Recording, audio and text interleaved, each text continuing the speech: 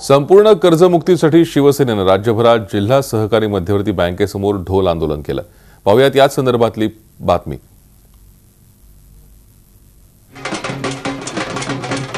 नाशिकमध्ये कर्जमुक्तीच्या मागणीसाठी शिवसेनेने जिल्हा बँकेसमोर ढोल बजाव आंदोलन करून सरकारच्या निषेधाच्या घोषणा दिल्या। सरकारने जाहीर केलेली कर्जमाफी योजना आणि आकडेवारी फसवी आहे। सरकारचा GR अद्याप बँकेला प्राप्त झाला नाही असा आरोप आणि टीका करत शिवसैनिकांनी भाजप सरकारचा निषेध केला।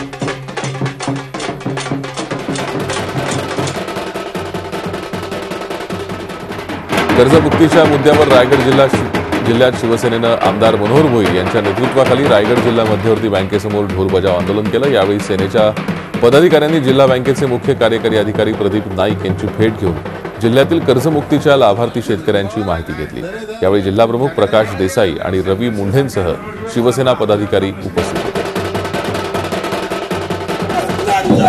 साताऱ्यातही शिवसेनेनं सरकारविरोधात ढोल बजाव आंदोलन केलं। शासनानं जाहीर केलेल्या कर्जमाफीची यादी अद्याप जाहीर केलेली नाही, त्यामुळे शेतकऱ्यांमध्ये कशा प्रकारे ही कर्जमाफी दिली जाणार आहे या संदर्भात संभ्रम निर्माण झाला आहे। त्यामुळे ती यादी जाहीर करावी या मागणीसाठी शिवसेनेच्या वतीनं जिल्हा मध्यवर्ती बँकांसमोर आंदोलन करण्यात आलं।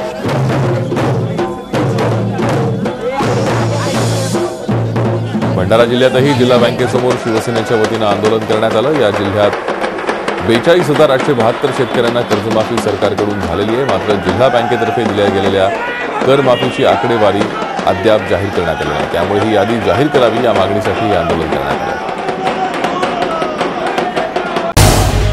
झी 24 तास रहा एक पाऊल पुढे।